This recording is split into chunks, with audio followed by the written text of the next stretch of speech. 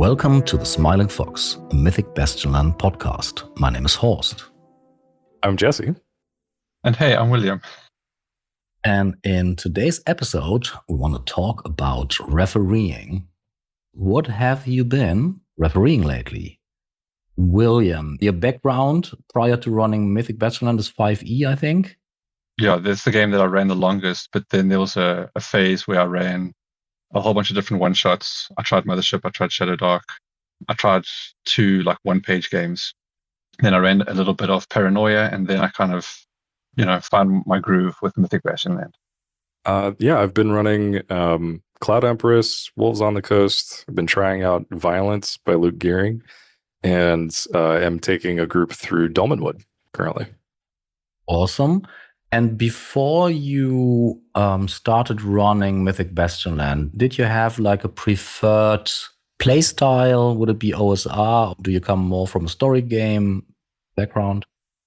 I came up through Powered by the Apocalypse, and then Blades in the Dark.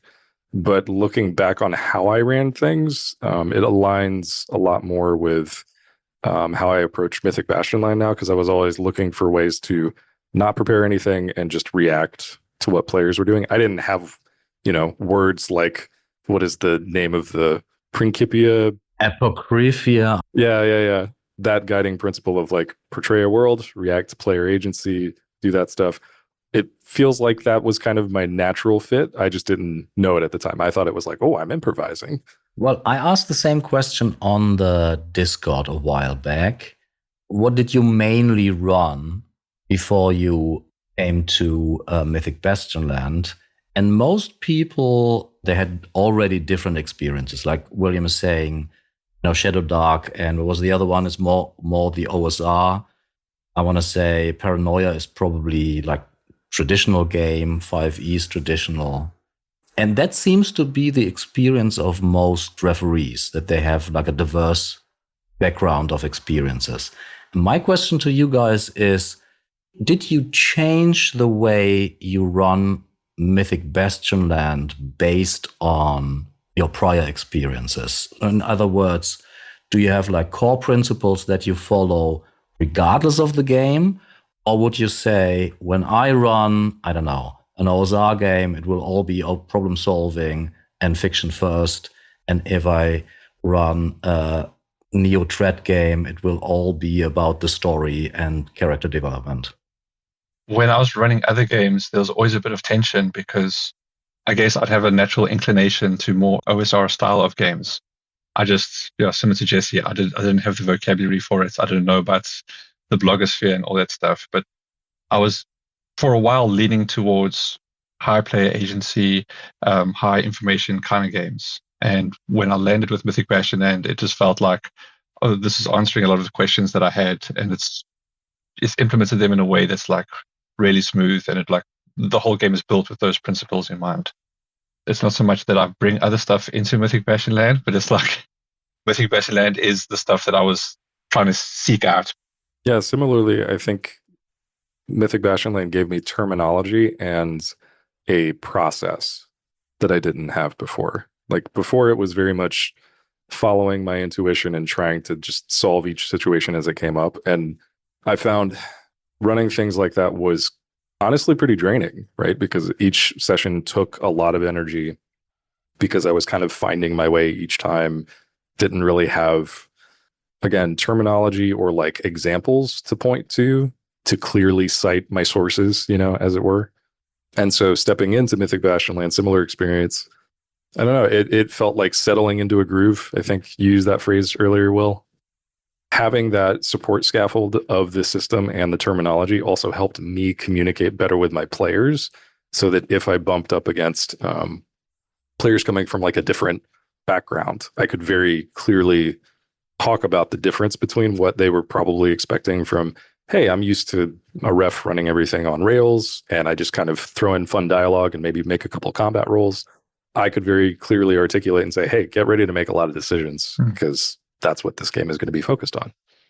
And now the question is, how does the game support your guys' preferred play style? Is it through the omens, that they give you snappy kind of improvisation prompts? Is it the guidelines on the refereeing page?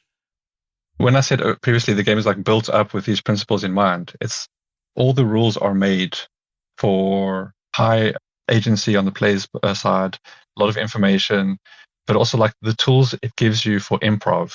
Like it throws things at you, but then also gives you tools to fill out the rest. You would say, for example, like omens as prompts, but also the spark tables gives you material to improvise on the spot. Those two things are quite important, that you have like a springboard to get the ball rolling. There's nothing in the way, because anytime you need something else, the generation is quite easy and quite like organic. A plot develops, and I find it really low efforts to keep that plot rolling and to have something come of it. Jesse, you said that it was a lot of work the way you ran games before.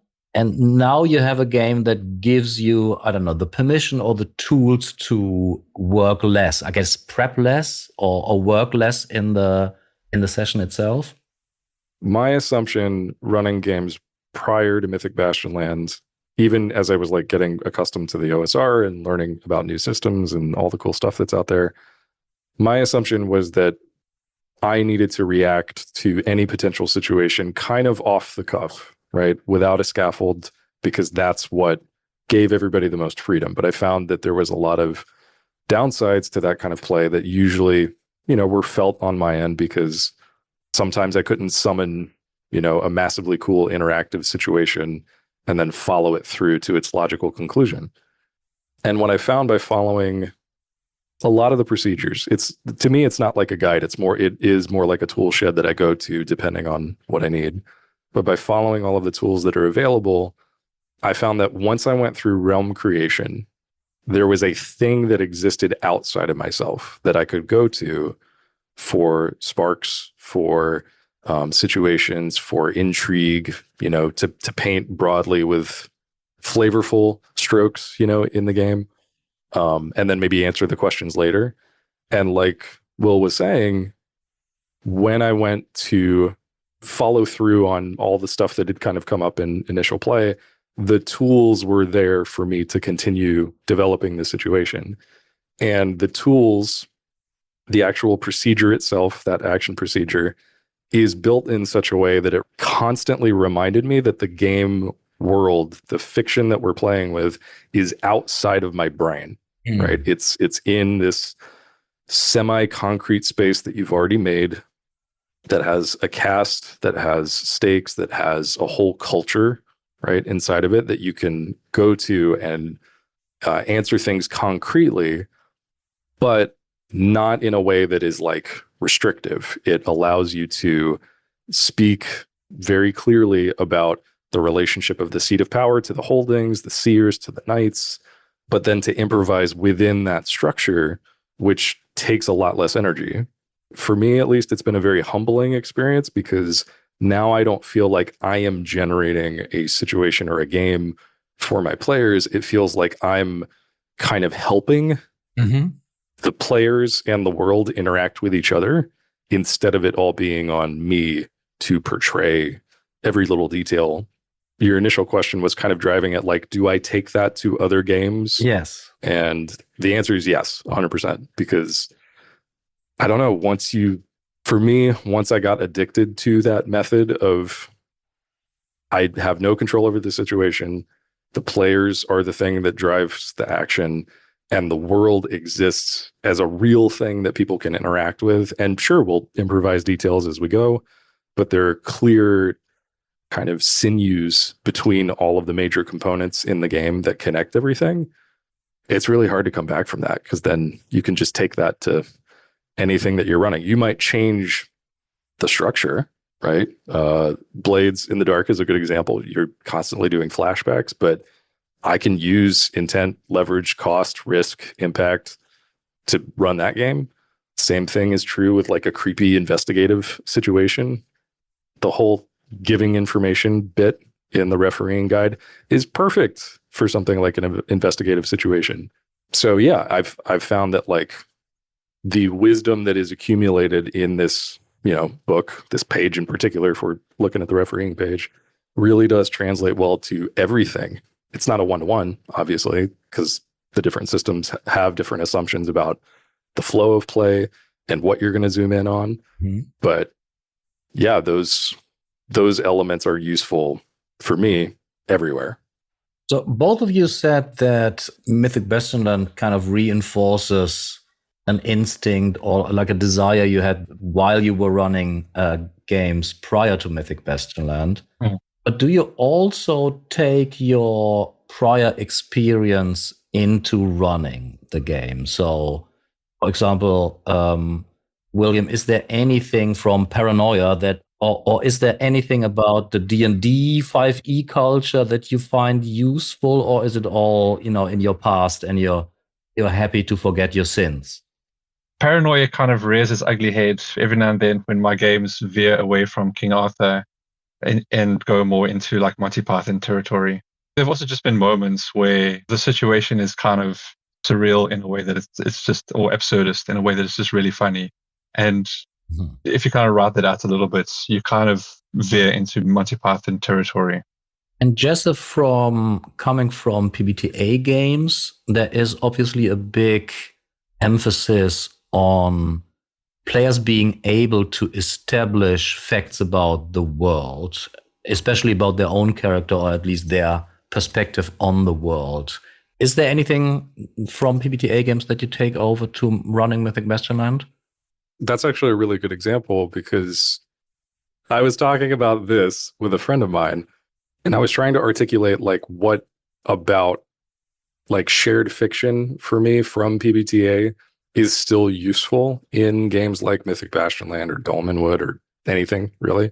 And I don't know if this is like current or hip lingo, but I was reading a blog post a while ago between, I think it was Vincent Baker and John Harper, and they were talking about Harper's line of where you set the point of establishing the shared fiction between you and the player.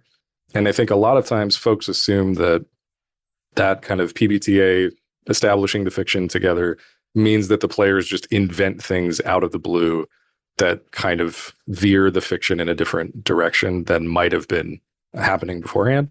And usually what I found is that actually just lies in the assumed question that you ask the player. As an example, we might do something like the Glass Knight, how they got that strange ability to sort of peer into someone by touching them.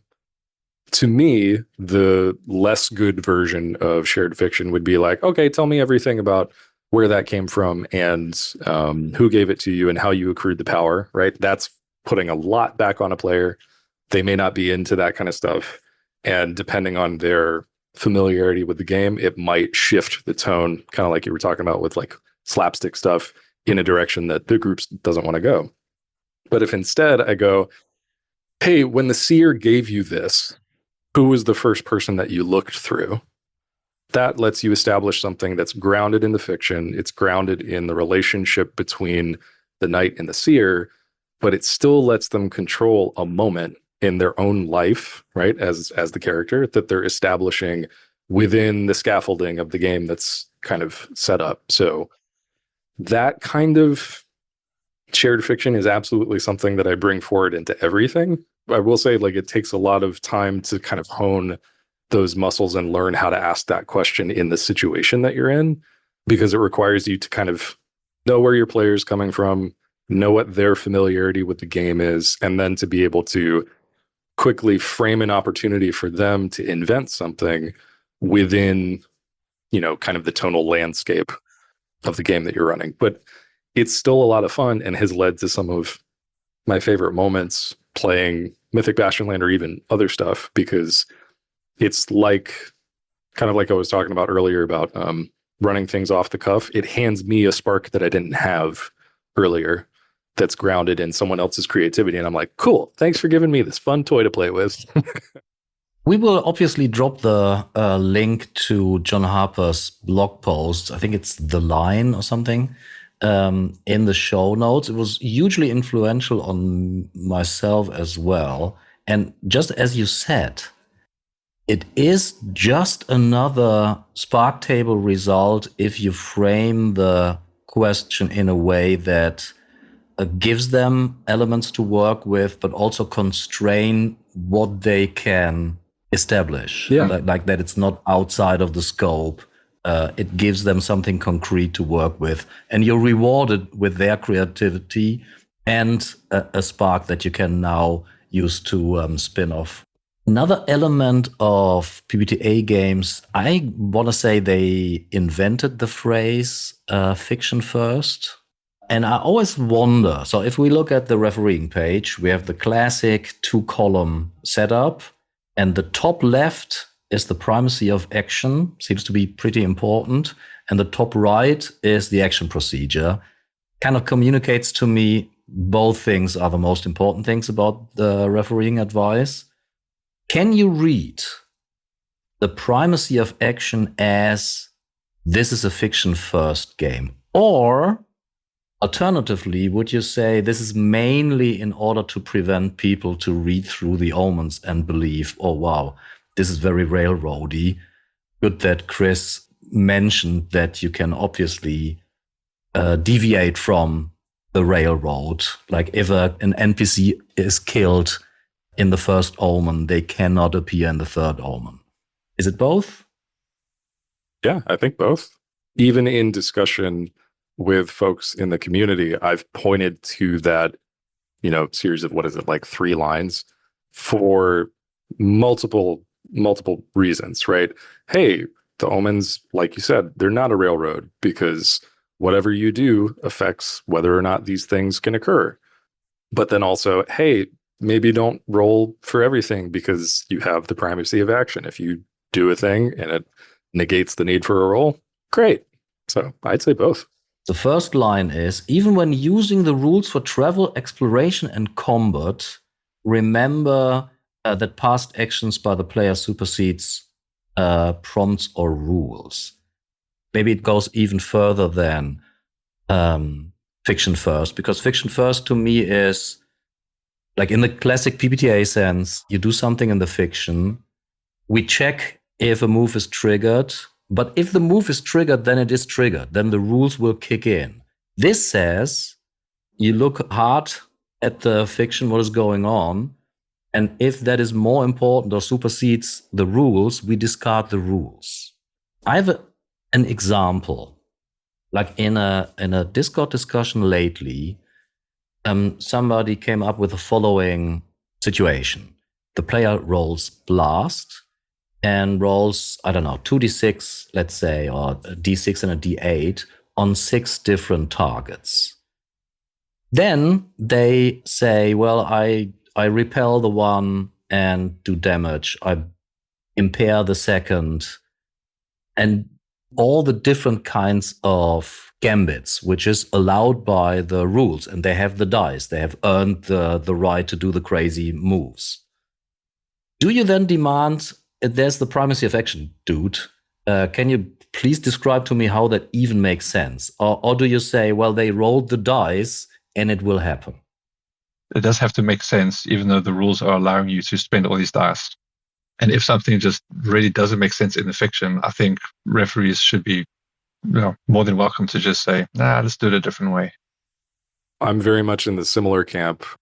I don't know. To me, like the classic situation would be someone saying, I roll blast and I end up with a ton of gambits and I impair the fist of a 20-foot tall stone colossus, right? Something crazy like that. I think in that situation, it would obviously lead back to the primacy of action of, great, you're charging a giant stone colossus and you're attempting to, stop it from doing a thing. I hate to say it, but I don't think gambits are going to help you here because of the fictional situation that you've established. Yeah, I think there's a lot to unpack in their deeds are reality from the refereeing page, because it kind of cuts in both directions, right? Like what you're doing takes place in the fiction that you've established, and establishing a shared fiction means that everyone buys into the stakes.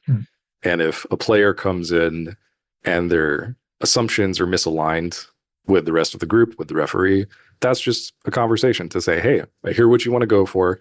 based on this situation, I think this is probably more where you're at, and maybe we can get to impairing a giant colossus later. Maybe you have to climb to the back of his head. Shadow of the Colossus reference. Amazing game. There's another example where there's like this strange tension between the rules and the story, where if you're in like a tightly packed area and there are friends and foes near and you decide to blast, you're going to have to hit your friends as well. Yeah. But the rules allow you to use gambits to either stop or halt or things that don't actually hurt your targets. So what's stopping you from just saying, well, I'm using blast, I'm hitting all these people kind of willy-nilly, except my friends who, when I come to them, I'm doing something that is otherwise ineffectual. Yeah. You could do a repel in theory, right? If you have a 4+. The fiction would then be that there's like this tightly packed group and you're swinging your weapon willy-nilly and the blood is flying everywhere and it's only enemy's blood, but your allies get pushed back essentially into safety, which is kind of like you're breaking the game a little bit there.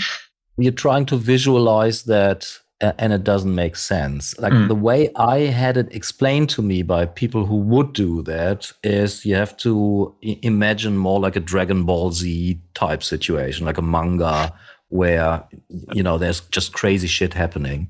And that is definitely not the game I have in mind. Obviously, they are larger than life, that the knights are, and they have their feats, and they can do crazy shit, and blast is one of these things.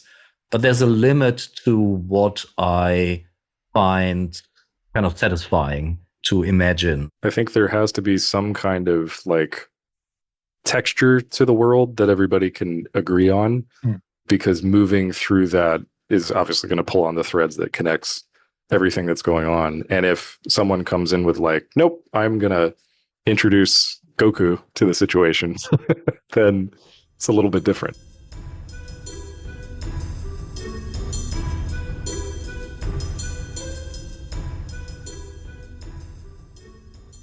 On the top right column is the action procedure.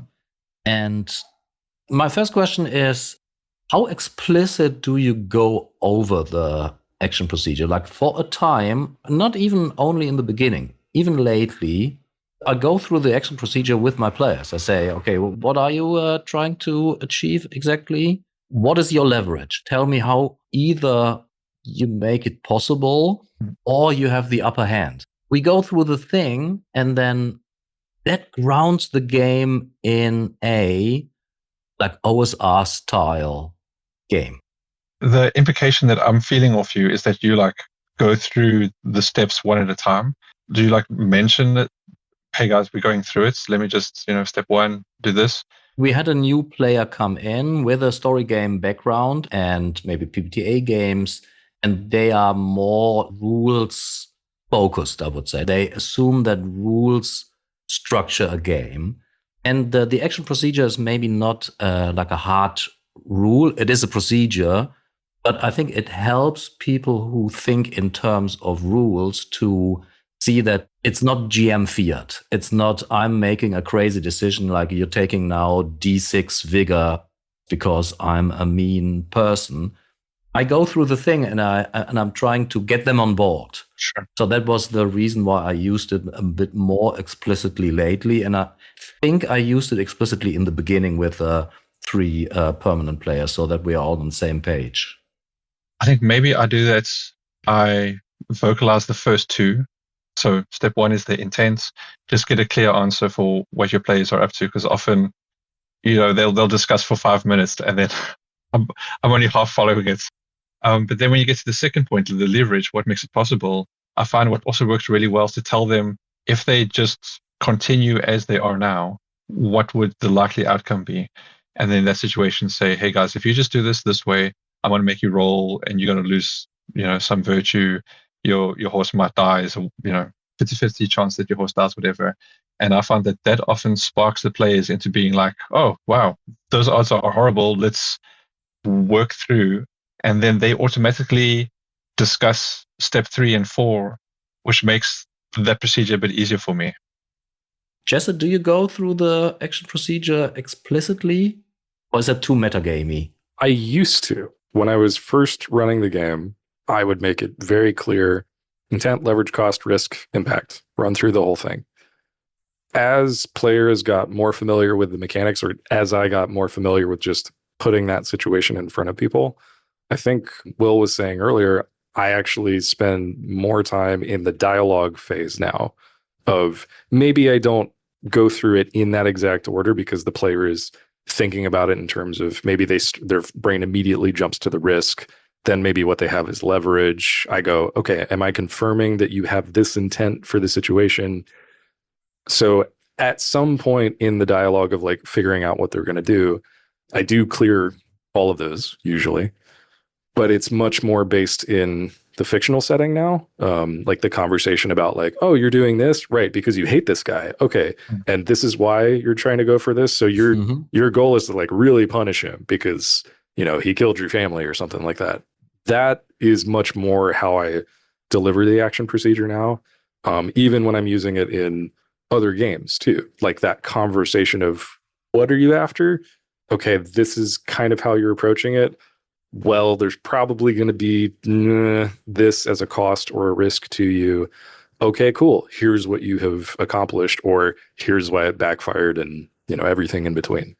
Sounds a little bit like Blades in the Dark position and effect. Oh, if you want to finesse your way through the situation, your position now is desperate. Right. And the effect is limited. Oh no, then I try. But what if I smash the guy? Right. So fun fact, this is just a little deep cut. The new module that they put out for Blades in the Dark, I think is informed by the action procedure in Mythic Bastionland, because they are now very much kissing. They're friends now. The way that the conversation rolls out is a lot more like structuring action procedure and like gambits and stuff. There's this whole dice system where you assign your dice to threats now. And I'm like, that sounds a lot like gambits, doesn't it? Anyway, point being, yeah, absolutely. It's Blades got me to that point of, okay, cool. Let's talk about the factors here instead of just, nope, it's a skill check, roll it. Did you get the number? I don't care. Right. Having a conversation with a player about what they're trying to do. And in some cases, I do think that players rely on the structure. And so it's actually helpful for them to hear like, okay, this is my intent, this is my leverage, this is my cost. But for other players, I have found that like just having that as like a natural conversation helps them get through it quicker than going item by item. Sometimes I think that can make them feel pressured, and they're like, oh no, well, I thought of more leverage, but now we're in the risk phase. So can I say what my new leverage is now, or is it too late? If you make it too explicit, it is very gamified rather than like a natural discussion. The guys over at 3D6 did a really great example of like the first couple of times that they went through, it was clear they needed to like anchor themselves in how this method works. But by the time you get further into the series that they've done so far, it's a much more natural conversation where you kind of check off all the items along the list along the way, but maybe it's not super explicit and you're, you know, going through the flowchart. After doing it a few times, it happens quite organically. So when I read the action procedure, I not only think that this is really good condensed OSR playstyle refereeing advice, to me, it also communicates that this is a game about high stakes and willing to pay a price. Point 3 is, would it use a resource, cause virtueless, or have a side effect, which could be, you know, you have to betray your friend or something. And or what's at risk? And then you make the roll. And you don't roll for every silly thing. You roll when there's a high stakes situation. Am I reading too much into this? Yeah, it makes a lot of sense that a lot of the time, due to the cost, that the thing just happens without a super high risk. And it's the times that really count where it's like, hey guys, there's a risk here, so we're going to roll and you're going to have to make this virtue save or else, you know, something bad happens. You don't need to roll as much, but when you do, it feels like more impactful, at least in my experience. Sometimes the action that someone's trying to pursue stops at that point where I'm like, yeah, we don't need to roll to find out if you persuade the envoy of the realm to your side, but it is going to cost you a D6 of clarity, because spending that amount of time talking to them, winning them over to your side is just going to drain you. That's it. You have every piece of information that you need to convince them. You've seen it in your exploration of the realm. Everybody that you've talked to and all the information you've gathered from the people of the realm, there's no reason to make that a chance of success. Mm-hmm. But maybe the envoy is known for being particularly adept and articulate and incisive in their critique of every possible little strategy that someone is using. Cool. Maybe we leave it up to fate how much that's going to cost you. And that, I found people often forget that that's an option. They always assume that like there's no guarantee of the success of my action. And sometimes I have to remind them and say, no, like you have this assumed competency and it's just going to cost you something in order to get what you're after. So I had another poll on the Discord. How was the question phrased? Like how... To the poll, how strictly are you using the action procedure? 71% said we only roll when there is a risk. 24% said we also roll to see how well a task is performed. And 6% said, not at all, my players love rolling dice. There was one person, by the way. Yeah, there was one person, yeah. So 6% seems like a lot, but there were 17 people taking part. So it's not really like a super representative poll, obviously. But I wonder, Cuts, I think, or Cats, I hope I say the username correctly, made a good point. And that is, well, it depends on what is a risky roll. Like if the risk is your morning egg is too soft or too hard, there is a risk. Is it a high stakes roll? Obviously not. And I think a lot of people that maybe voted, yes, we only roll if there's a risk, probably define risk differently from, for example, me, where I say, I really only want to roll if there's something at stake.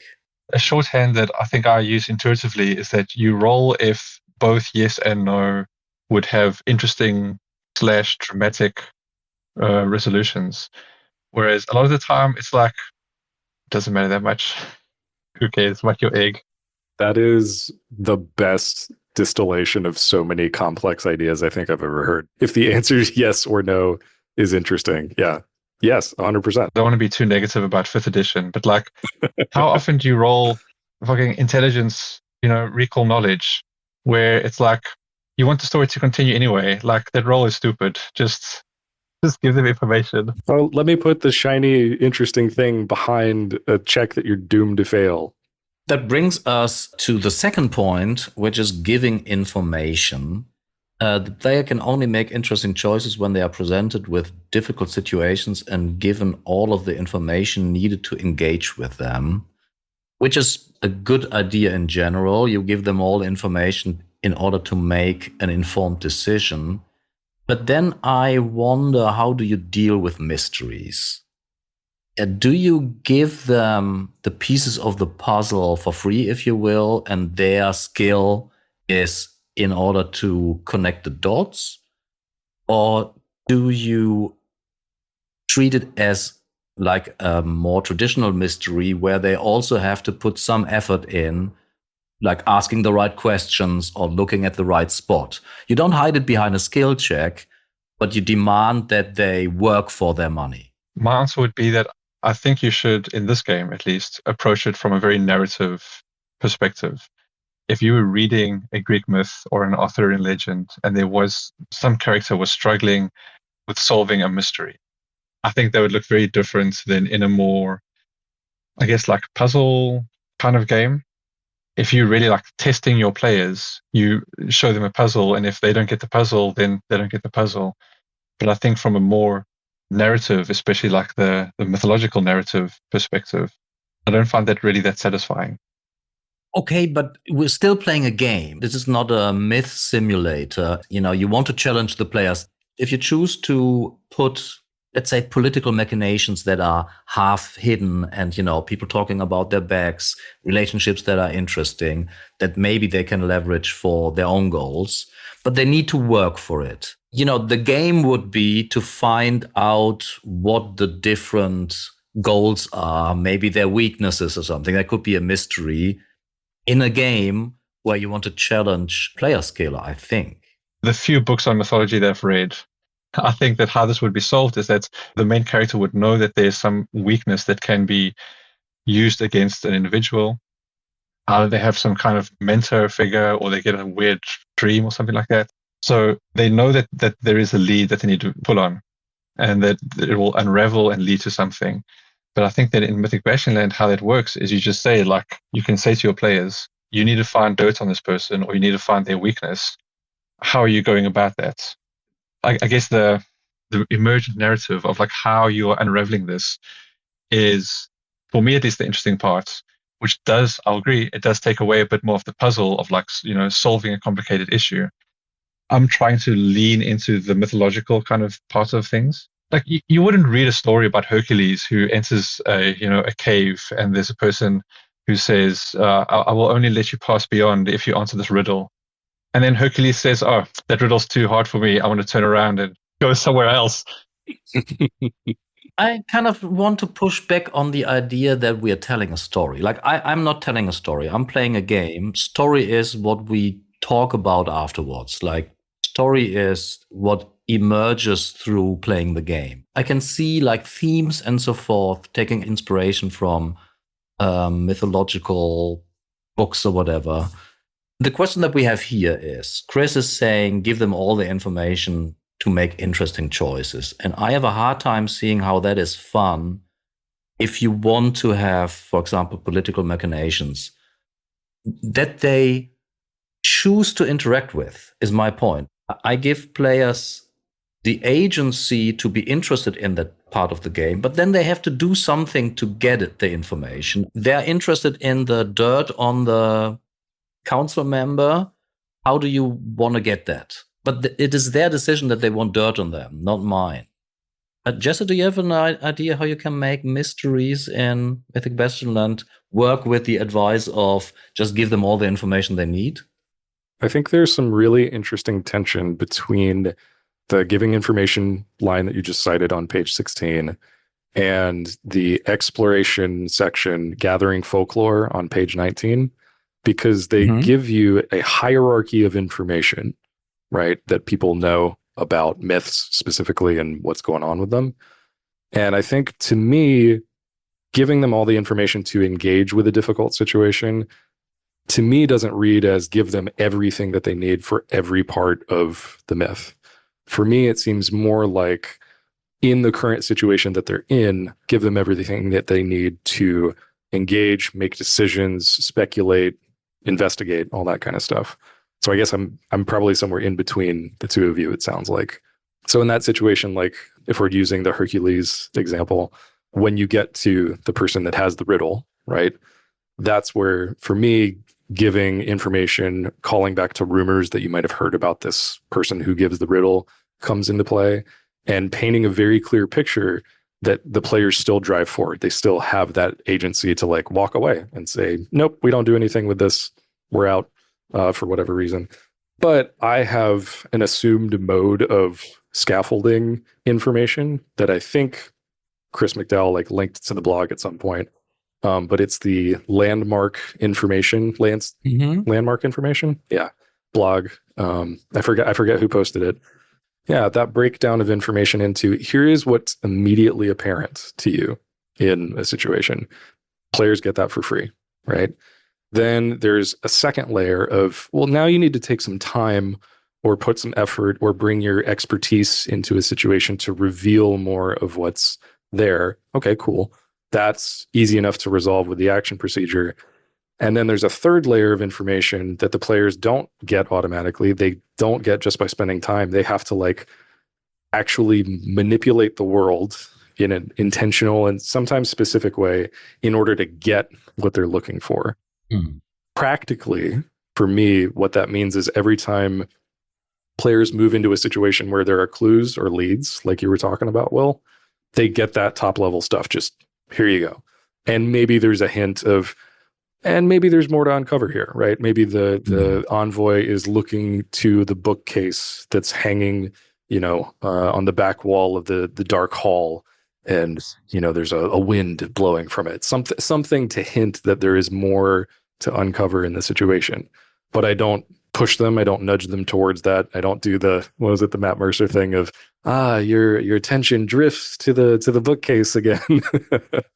I can see that. Like, for example, you can hint at that. You can say, well, the queen and her envoy exchange like a meaningful glance or something. So oh wow, there seems to be some kind of information. The lead is always there as that landmark information, right? But not the conclusion, just the hint at what that could be. And then I also want to reward the players for then digging in. I feel like if you just give the information, it also feels kind of cheap for the player. You don't allow them to make a choice. For example, I'm not interested in the relationship between the queen and the envoy. Leave me alone. Yeah. I'd rather see how the sheriff reacts when I tell them about the whatever.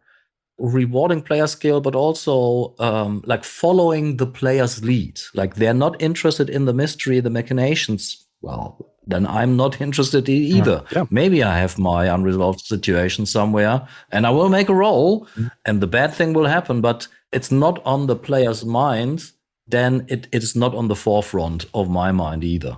That's where kind of the last component to running that stuff comes in for me, which is to just have a lot of clues, right? I guess you could structure them as rumors, but I view specifically for mysteries with hidden information, uncovered potential in situations, there's just a bunch of clues that I have that I can drop as sparks into individual situations. And it's not like, oh, these are just flavor sparks and they're going to put together their own solution. Oh gosh, what is that new game that came out? Public Access, I think, where you like invent the solution to the mystery as a group. These are very concretely anchored in, the myths, like the very concrete details of this is a thing, here it is, here's what it's doing. These clues are kind of at that level that you're talking about of once they've done something and they've driven the action, cool, here you go. Here is a weird piece of information. Oh yeah, there's a scroll stamped to the back wall behind this bookcase, and it's written in a runic tongue carved in blood. There's a very concrete clue. But the way that I run it, the players could find that scroll in any situation that they're looking into, because I kind of enjoy that tension between, okay, here's a spark from a clue, and here's the location that they're in. What was going on here, right? Interesting. I find that to be like a really interesting way to unravel a mystery in a way that's a little bit improvised, but it's still grounded in concrete clues that you can follow up and find your way to like the conclusion of here's what was happening. Obviously, my blur brain is disgusted by the idea of the quantum clue, but go on. That's why this isn't really a quantum clue, right? It's still very much anchored in exactly what took place to get to the conclusion of whatever was happening. But because your players are investigating different things and can find things in different spaces, sometimes it's helpful to have some of those things. Now, to be clear, this isn't saying, okay, well, one of the components of this mystery centers around a relic that's found in a burial mound. You wouldn't go, okay, cool. Well, I know this is supposed to be here, so let me randomly roll for which clue we're going to get. Impact, right? The primacy of action, what the players do, where they go, that's the thing that informs most of it. But I have found that there are lots of really fun opportunities if, for some of them, you're willing to draw a sort of spark relationship between a clue, a lead, and then presenting the players with something that surprises them, surprises you, and still leads them on that concrete trail to the conclusion. There's a synergy between what they find and where they find it. And because it's in different places, it will spark different ideas about the mystery itself. Kind of like we were talking about earlier, like painting on one side of Harper's line, right? The PPTA thing. It's kind of like doing that for certain elements of the mystery, but not the overall trajectory and arc of what's going on. You're not inventing a solution on the fly, but you are leaving some gaps to kind of connect things in ways that might be surprising. When talking about giving information, we're talking about social situations, for example, like meaningful glasses and so forth. Do you use the action procedure for, I would assume the answer is yes, for like high stakes social roles. And then my second question is, have you guys heard about the supplement, The House That Ate Itself? Ironically, I think Brian was kind of chuffed to see the supplement come out. He mentioned something about it on Blue Sky. He said, "Oh, this looks really cool." Cool. He's the one who's not here today. I backed the Kickstarter as well. The Kickstarter is over. So what it is a more structured way for social interactions where you use gambits or the gambit subsystem for social interactions. So something is at stake, and then you use, I don't know exactly how it works, but you have maybe arguments or something that would be associated to a certain die type, and then you play them out, and the opponent has armor and so forth. I backed it because it sounds fun. I don't necessarily think it is necessary. Could you see that something is gained, or would you say that something is lost? What is gained is structure. What is lost is maybe like looking hard and clearly at the fiction. Yeah, I think to me, I would probably not use a system like that because I enjoy the direct interactions, right? Not alighting the fiction like we were talking about earlier.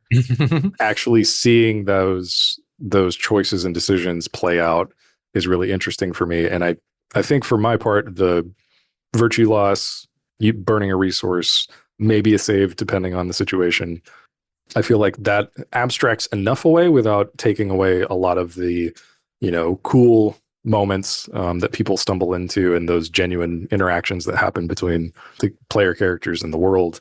I think for some folks it might be fun because then it creates the same sort of cooperative table feel of running a social interaction that combat does. And so I guess to me, it would just be like, what is your group's preference? Do they want to treat a social manipulation or an intense debate like a combat? And if so, cool, go with it. But for me, I think it would slow down some of my favorite parts of the game because I really enjoy when people just kind of say things to each other and there are consequences.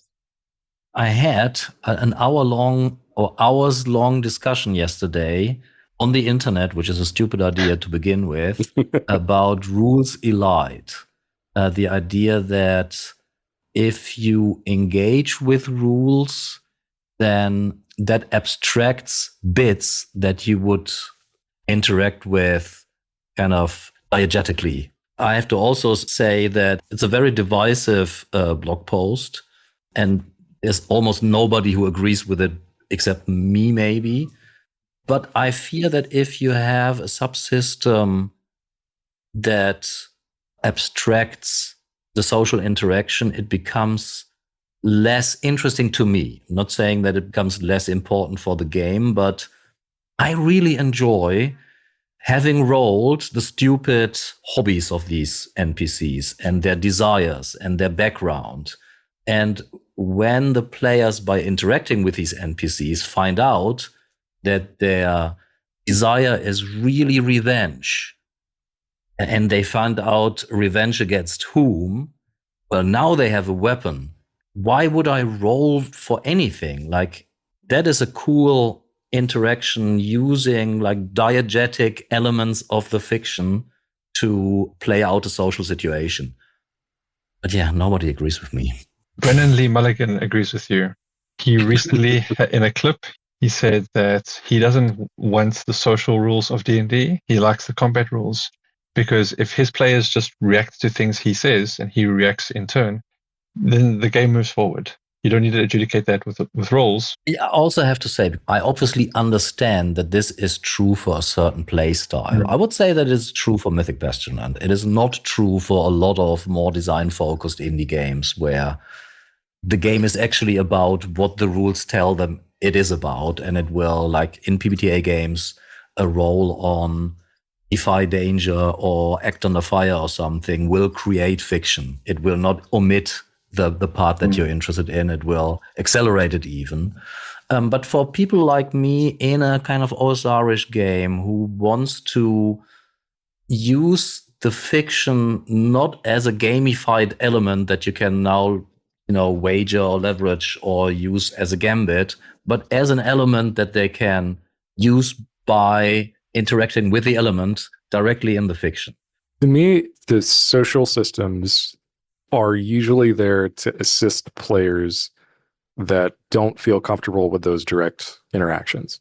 I personally enjoy the direct interactions. I think it sounds like we all do. We would all rather speak with folks candidly and do the Brennan Lee Mulligan thing of I say a thing, you say a thing back. Oh, that changes the situation. For some folks, I have found that that's like a lot of pressure. Even if they remove themselves from like the first person actor portrayal of their character and they move up to like, I'm kind of narrating what my character's doing. Even at that level, some folks still feel analysis paralysis and like, oh my gosh, if I say the wrong thing, a huge catastrophe could come from that. And so the times that I've found that it is useful to have some kind of social mechanism, whether it's complex like what it sounds like is in this supplement, or if it's just as simple as, cool, let's do a save, or let's do some virtue loss.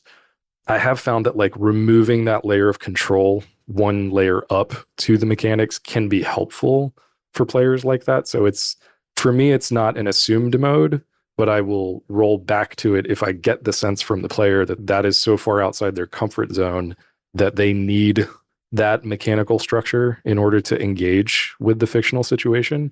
To be clear, it doesn't happen often, but it has happened enough times in games that I've been running that I'm like, oh, my assumed mode isn't necessarily based on preference. Sometimes it is like comfort with making decisions like that in a high stakes and high pressure environment. And some folks need that layer to interact with it.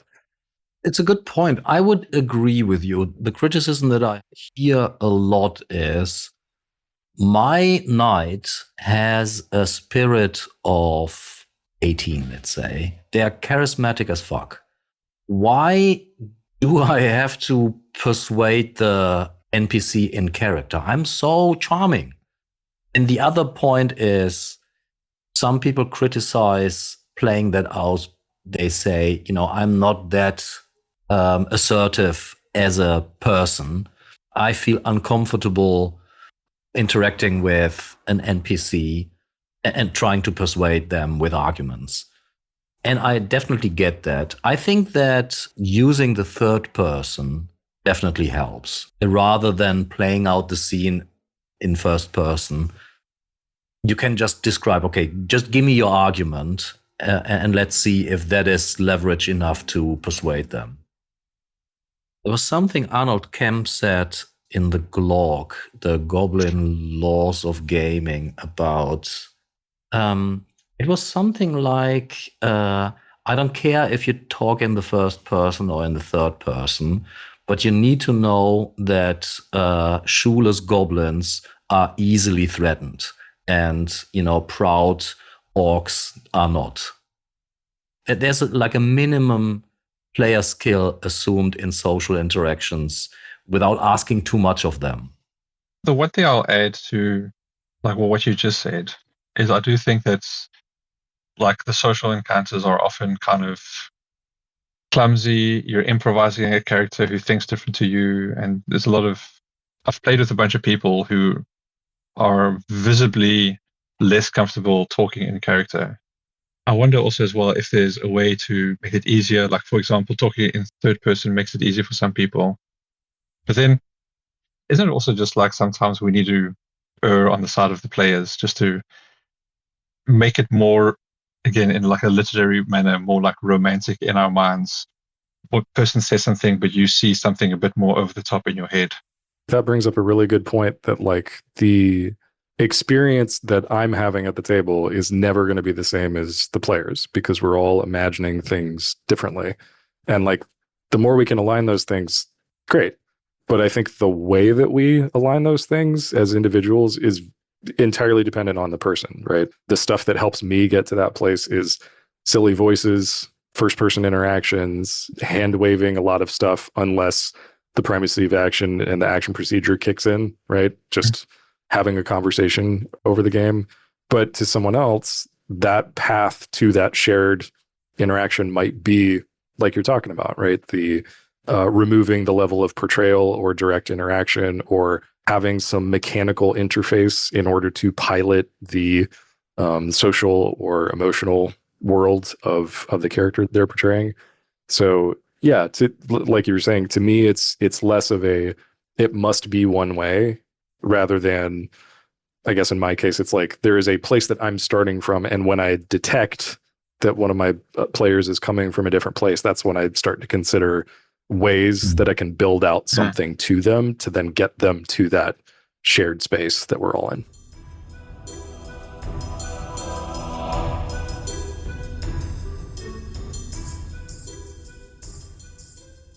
The rest of the page, I would argue, is more good GMing advice that you could use outside of a certain play style. Like I would say the primacy of action, the action procedure, giving information is kind of particular to the OSR play style, at least in the way it is phrased here.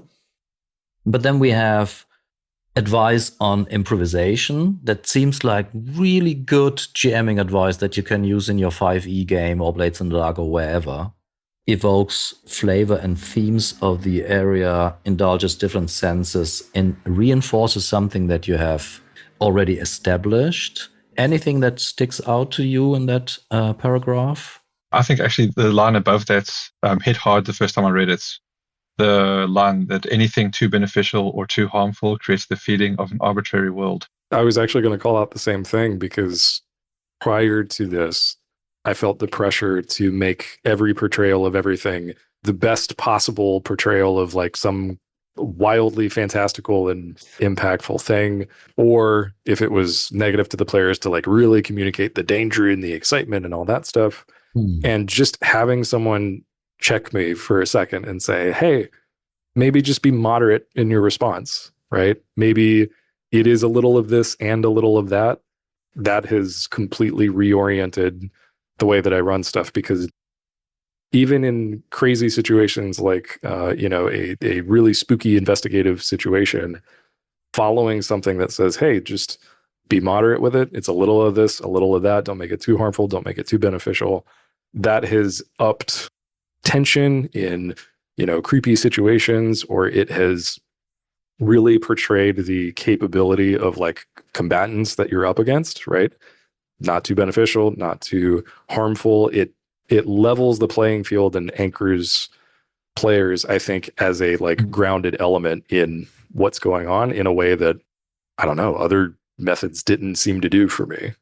And then also, how do you improvise? Do at least one of the things, like the indulge the senses is a classic generalizable advice to GMs.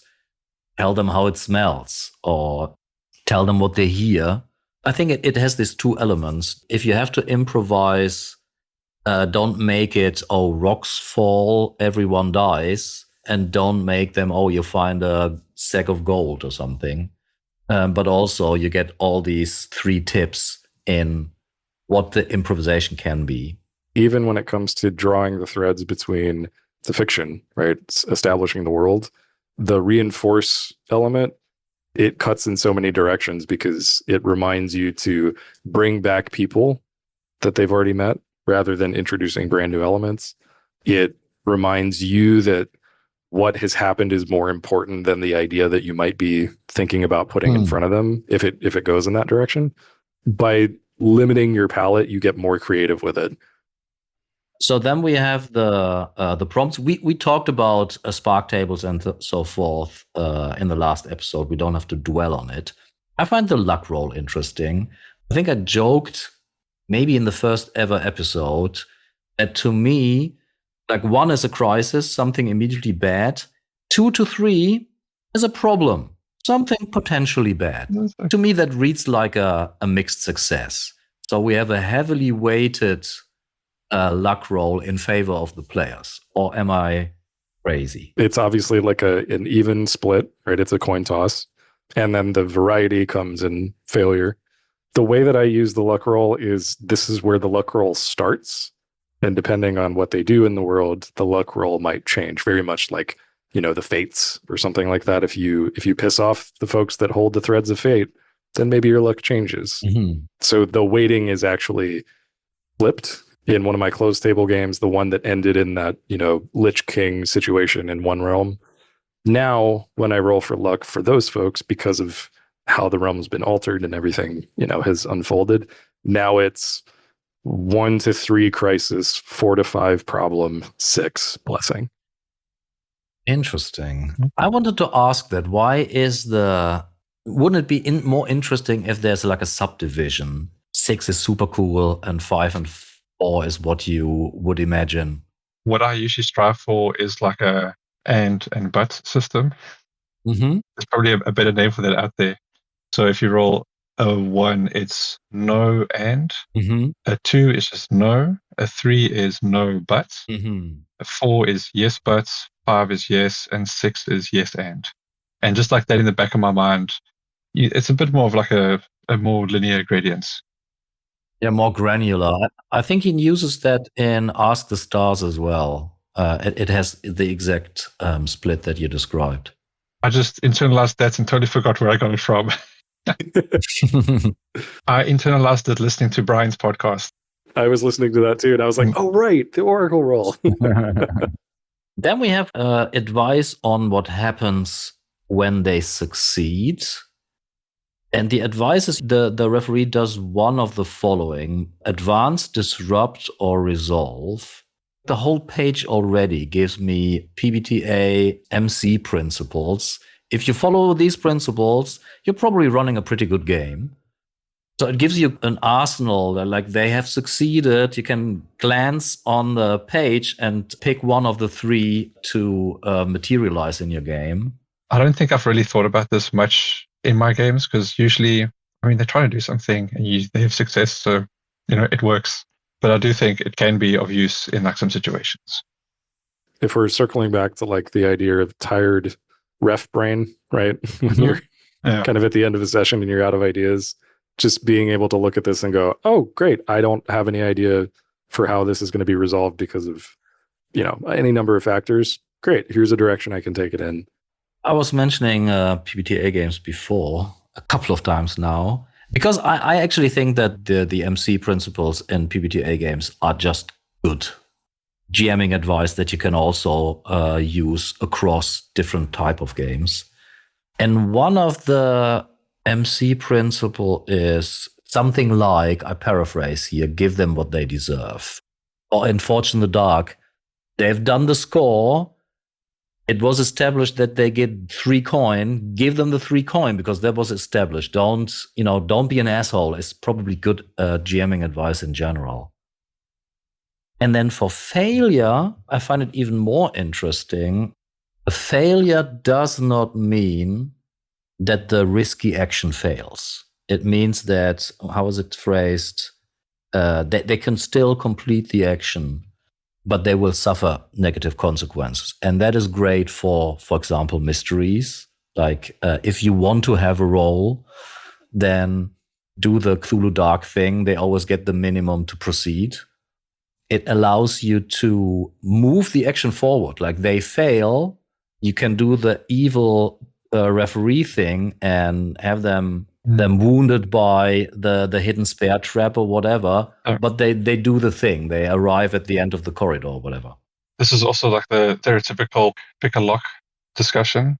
Your players want to pick a lock and they fail, so the door's closed, which is like, okay, nothing's happened.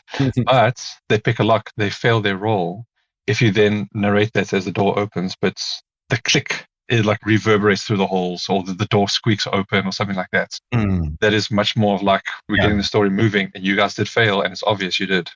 I've been pondering failure states for a while and recently put down some thoughts on this, because I think what folks typically bounce off of, right, when it comes to failure is like a failure with no consequences at all, right? Whether it's a combat roll and they miss their attack, or like you were saying, they're investigating a situation, maybe in a dreaded D&D 5e situation, and they roll for perception or information, and it's like, nope, you don't get anything. That's the kind of stuff that stings. Whereas, you investigate the strange bookshelf at the back of the Envoy's dark hall and you find the scroll. Oh no, the guy that's been tracking you suddenly rounds the corner and sees you snooping around where you're not supposed to, right? I think that's really why this little failure section is so good, is because there is no move here, if we're thinking about it in the PBTA way, that does not have some kind of consequence or impact on the situation. It's not just like, well, you don't do the thing and that's it. I would argue you can use this role for everyone who ever complained about binary pass-fail systems like Call of Cthulhu or D&D or whatever. Yeah. Just use this role and you never can use the complaint again. And then, as if to hammer down the idea that a failed roll shouldn't just end the action or end the conversation, we have a paragraph about impact.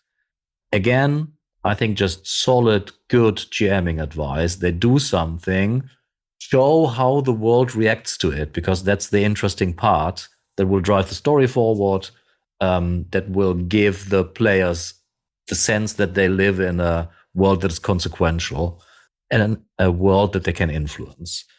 And then the last bit is about ending the session, season skip and so forth.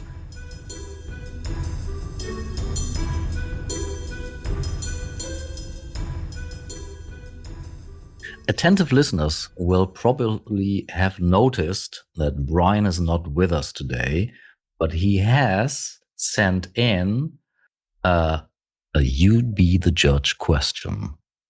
Let's have a listen. Hi, it's Brian here. Sorry I couldn't be on this episode. I have spent a season traveling to another realm, and it is not so easy to be a podcast contributor while doing that. What I have is a question for You Be the Judge. The very short version of this question is, how would you run an interrogation in Mythic Bastionland? And the full situation I'll describe in a minute. Something that made me think of it recently is that Chris McDowell has been doing a new series on the Bastionland podcast where he's reading old blog posts, and the ones about information and difficulty made me think back on this incident from my game.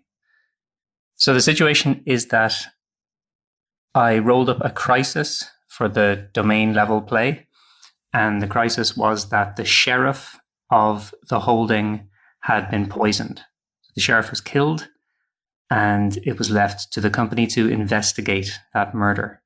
The truth of what had happened, which they weren't aware of during the initial part of the investigation, is that there was a merchant in the holding who had made some deal with a pirate where the pirate would not attack the merchant's ships, but he would attack his rival's ships. And the merchant would give him information about when ships were leaving and what their cargo was and this kind of thing. And the sheriff had discovered this plot, and when the merchant found out the sheriff knew, he killed him. So the company did an investigation. They didn't find much hard evidence, but they did go to the jail where the pirate was being kept. The pirate had been captured, and they found the merchant threatening the pirate in the jail. So they knew there was some kind of connection between them. Afterwards, they asked the pirate, "Tell us everything." And the pirate said, "I'm going to be executed. I've nothing to gain by telling you information." So he didn't bother. He said, if you let me free for one season and then I can be executed afterwards, then I'll tell you everything. But they didn't agree to that. They eventually go to the merchant's home, and the merchant there is suffering from terrible headaches. So he's in bed with the curtains drawn in the dark, and he just wants to be left alone. And they begin interrogating him. And since they don't have much evidence, the only real way they can resolve this case is to get a confession from him. So they press him to try and get a confession. So I would be interested to know how you guys would run that scene of confronting a villain. You don't have a ton of information to use against him. You know that he is associated somehow with a criminal. You don't know exactly what their relationship is. You don't have any documents or any kind of hard evidence to show what has happened. How do you manage that uncovery of information in the conversation if information is revealed? And how do you manage the difficulty of questioning him? So the situation is the merchant who is the culprit, right, is in his room. And it seems as if the only way to get proof that he has poisoned the sheriff is get a confession. Obviously, so one thing is we are in a terrible situation. Why hasn't Brian spread more quantum clues into the castle for the players to find? But here we are. I would assume, because it's Brian, that he has a desire, a personality, a background for the merchant. So the fact that he wants to be left alone is completely irrelevant, because they have like 4 knights and they have means to pressure the merchant. I would probably play out the scene, as I mentioned before, in a kind of free-form dialogue way, where they can pick up clues from maybe facial expressions and so forth. When they find out pressure points, maybe his desire, maybe his background, they should be able to do it. Otherwise, they have to, use more drastic measures. They can threaten the merchant. And if he still doesn't, at some point, I would probably, if that doesn't work, and they have kind of pressured the guy, I would maybe make a save for the merchant. I think I came to something somewhat close to that, a little bit inspired by the draw steal negotiation mechanic, where someone has the likelihood that they work with you increases over time, but they also have like a clock that counts down. So you can do like just random numbers. You can do three big moves to try and get this person to spill the beans. And after those 3 moves, the person's going to be sick and tired of you. And I guess in this situation is just yell, just leave me to die or something like that. I don't know. Also, like taking the person's personality into account and all these kind of things. Like, what are the points the knights are going to leverage to get this person to talk? Like, what can you offer them apart from torture, which I think a lot of players might go to? And the way Brian explained it, my initial thought is that this person's not going to work with them, because the way that he described, they seemed a bit like conniving, Machiavellian almost was the kind of thing that popped into the back of my mind. So my initial thought is they're going to fail this negotiation. They're not going to get information, and then they're just going to have to go to a seer, which is still, the story will still move on and the thing will still happen, but it's going to be just a little bit more difficult. Now, that being said, I know that Brian likes to play his seers a bit more cryptic than I do, so I don't think that would be a good option for his game.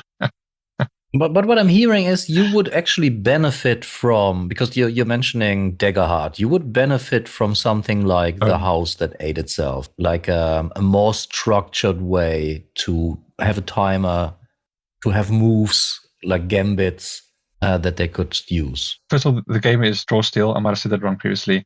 I think that is a good way to show that like negotiation can only go, like you can't just negotiate forever. 4th edition D&D has like these skill challenges where you need 3 victories before you get 3 losses, whatever. And I guess it's something similar where it's like, how many times will you fail before the scene has to then move on? Because otherwise you're just stuck in this loop of just, okay, we'll try this then. Okay, we'll try this. We'll try this. There has to be some kind of like eject button. And I think that, Draw Steal did that in a pretty decent way. I'm not sure exactly like how mechanical it would be. That I think that in play, I'd probably have to just come up with something depending on what my players are doing. For something like this, I guess there are a bunch of questions that I would have up front.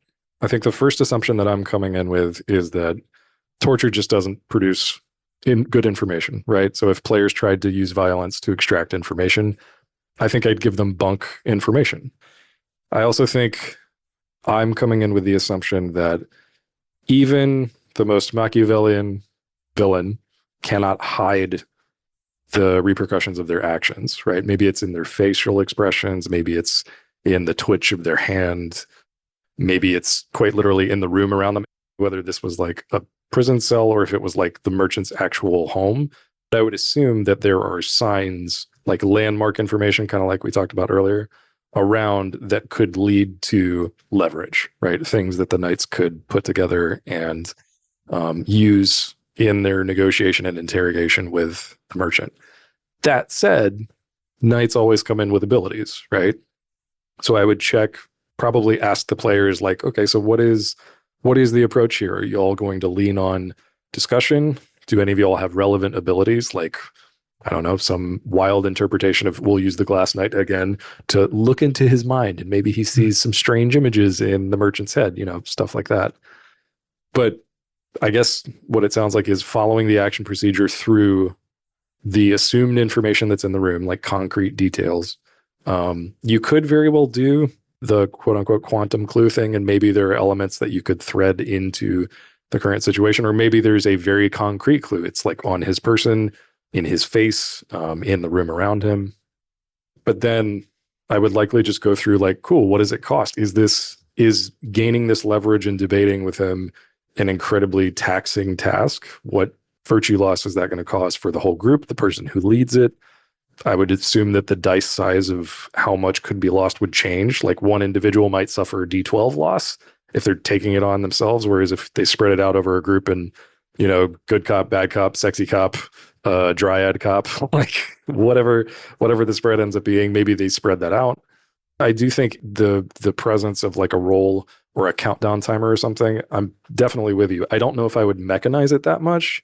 I think it would just be like a natural consequence of taking one of these actions, an interaction, or if they choose to like use an ability like, looking through the mirror on this person, action would then beget the eject button, which I assume would be maybe, the merchant has like a curse on them, and as soon as they speak it, some connection to another myth prevents them from like saying more. Or maybe it's an opportunity for the cyanide tooth at the back of classic, the merchant's mouth to click, and suddenly like he's dead. And it's like, well, wait, if this was the only guy responsible, why does that matter? And suddenly you have a thread connecting out to like a merchant guild that does this kind of stuff across the realm or whatever.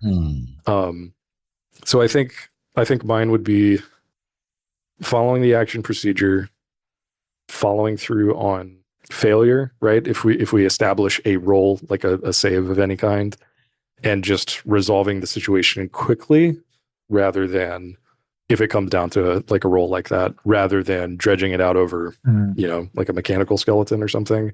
But I do think mine would be more front loaded to the actual deduction and like looking around the room, looking at him, interacting with him to try to get more information out. And to your point, if the answer is no, he will not tell you anything, then the leverage isn't in the room with the merchant, it's elsewhere, whether that's with a seer or with known associates, right? The community around this guy, surely there's got to be someone that's got some information about connections, and maybe that's a different series of clues and leads that lead somewhere else. But all of that would come from interaction with him and following the procedure. I started with the statement, well, unfortunately, he hasn't dropped more clues, but I like the idea to now have clues in the room, because now you kind of rectify the mistake that you made beforehand. I think that's one important thing to remember, is just that I have this assumption that no matter how much someone tries to hide something, there's always a sign somewhere. So that may not be an assumption that other people are coming in. Maybe they want to portray this merchant as top tier boss level. He hides all of his stuff perfectly. And maybe that, in retrospect, in another scene, in another season, will be its own clue to something else that's going on.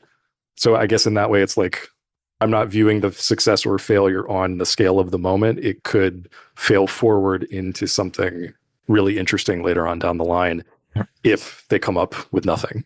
I think that the ICI doctrine, the idea that you give as much information as possible that we talked before, I think in this situation it would be good to give the merchant maybe a tick or some kind of giveaway, like you said, like a twitching or something that they can then hone on. Maybe you don't give it for free, but you draw your conclusions. But that's also a very dramatic way to give someone or to allow the players to find a clue. I find it there's more drama hidden in there than someone saying, I looked through his nightstand and I found his diary. Like that's also cool, but like a tick is like there's more character there. That's I guess what I'm saying. That's why to me, like where it's placed, I think would depend on what they already know, right? Reinforcing what they already know about this guy, whether or not they've taken the time to like investigate his personality, whether it's like, I'm going to distract him by rummaging through all of his shit. And like you look for the real meat of his reaction to us disturbing all of his stuff. Like to me, that offers the opportunity for players to engage in like that co-op style Gambit combat play, but without having to itemize every like roll and stuff. It's more, okay, I'm going to go try this while I'm distracting him. You do this, you watch, for creepy mechanisms or whatever that are in his space. Like you still get that kind of collaborative, let's take down the objective together dynamic. And I guess an argument could be made to say, wouldn't it be more interesting if he just spills the bean? Because now you have a situation where the well-known, maybe well-connected merchant is brought down and you create more troubles. Like I can see that point as well. Like you say, not really that interested in hiding the information. He will break down. There are 4 knights. I think they have the leverage. They can do bad cop, sexy cop, or how you called it. And now we follow through with the result of that. Or you could say, which I also liked, well, I look over the desires and traits and personality stuff, and he's a hard-nosed, I don't know, loyal, whatever traits he has. He will not break anyways, not with the information that you have at hand. And we follow through in the next sessions and we look at how that plays out now that the pirates will keep on only targeting his enemies. I have a slight tangent because, Jesse, you mentioned that you don't want to do torture because it gets relatively low quality information. And I'm not sure what I think about this because I do find in a narrative sense, it's quite dramatic. Oh, sure. And it's especially having knights who are supposed to protect the realm. So I guess the question for both of you is like, would you, if your players were like immediately, we've got this guy, we're going to start use the stick more than the carrots, and then I mean, like the first thing that comes to my mind is you can have cause the knights to take spirit damage or something like that. Maybe some of the seers get upset with what they've done. Would you also like run it in a similar way? If they choose to take that action, I think I would reflect back the way that the realm and reality is going to deal with that, right? It would not be like a net positive result. Like, sure, there would be spirit loss because you're discouraged because you're knights of the realm, you're sworn to all of these, codes in society, and here you are doing a very ugly thing, right? In the name of the realm. Do you find out later that was correct in your assumptions? Do you find out the information was bad? Does rumors spread that you'll beat people to get information, right? Like you're saying, the consequences roll from what the actions from the actions in that moment. And I think to me, if they do choose that route, then it would not be like, congratulations, you beat up a dude and you got all the info and now you've won the situation. It would be cool. This has ripple effects now. I think I'm with Jesse that I wouldn't go as far as that they only get garbage information. I would probably make a luck roll. Torture is not reliable source of information, but we don't know how people would act under actual torture. There's also a question that comes up frequently on the Discord. How do you treat knights who consequently ignore their oath and act dishonorably. And there was people who wanted to mechanize it. Maybe we have, they have to subtract a glory, or they get another score called infamy or something. I don't think that you get people to act morally if you have a morality meter. First of all, you have to have a buy-in from the player before you start. So I wanted to say I can't see my people torturing, and then I remember they actually threatened. They didn't follow through, but they did threaten. So I would solve the consequences definitely diegetically, as in the realm knows. People will talk.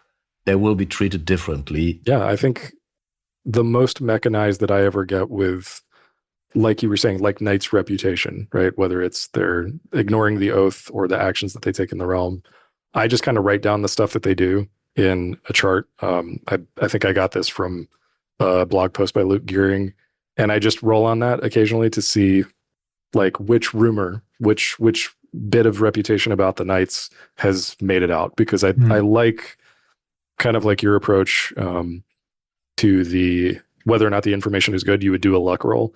To me, it also feels like an important moment to say, hey, I'm going to abstract the means by which a rumor about the Knights and their reputation spreads, but I do care about finding out what that is and putting that back in front of the Knights and saying, hey, this action that you took a season ago has followed you, and now the people in a holding you've never made it to now know you by this reputation.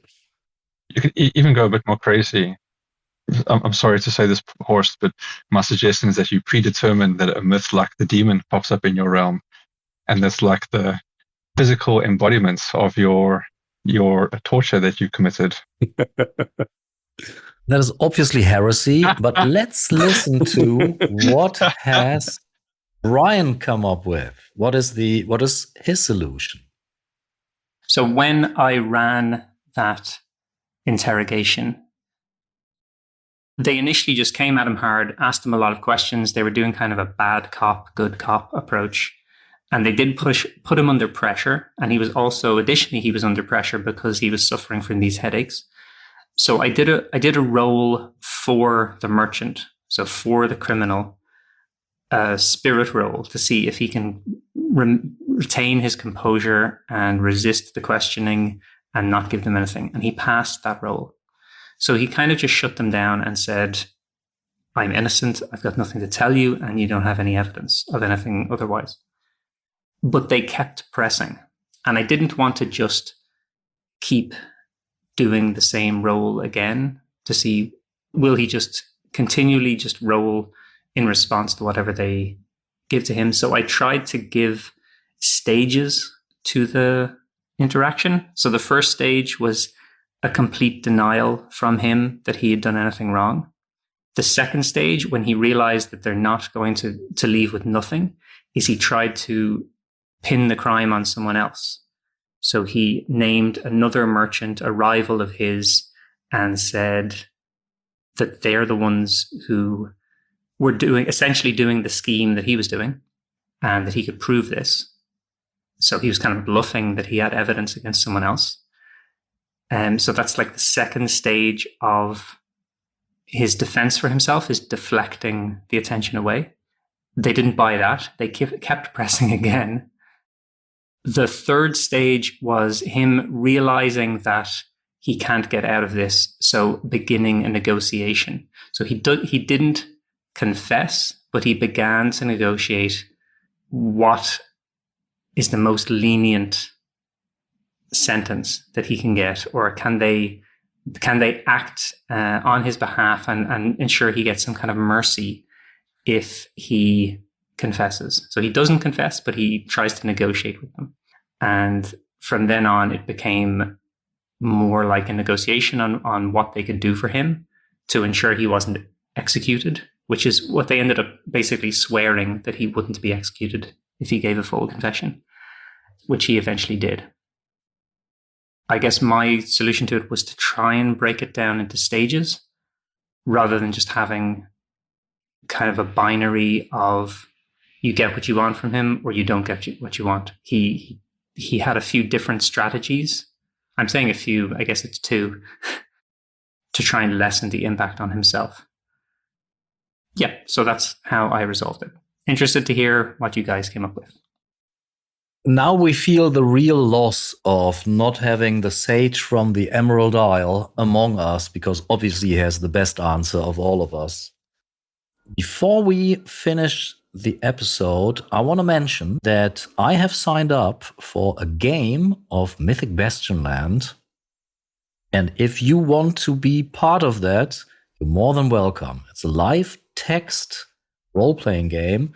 If you don't know what the live text role-playing game is, you might have heard about Over Under, the game that Sam Sorensen organized. You know, in Over Under, you had this faction play. If I understand it correctly, you had the bosses of the factions. They are played by seers in this realm. Then there are the kind of lieutenants in Over Under. They will be, I think, I'm not the organizer, I just signed up as a normal vessel. But as I understand it, they will kind of be the lieutenants, or at least the seers will try to manipulate the realm through the knights. These positions are also gone. But you can be a lowly vessel like me and, you know, start your own theater company and travel around, spread juicy rumors in the inn, just sell your produce on the market or do whatever you want to do. Because as I understand, the biggest joy in Over Under were the emergent stories that were not guided by the overarching story. I thank Jesse for having the second best beard on the Smiling Fox. I think I'm having caught up. William for being an amazing fellow Dutchman in my enemy city, Rotterdam. So obviously I'm in Amsterdam. And I hope to see you all again next time. Bye. Bye-bye. Bye.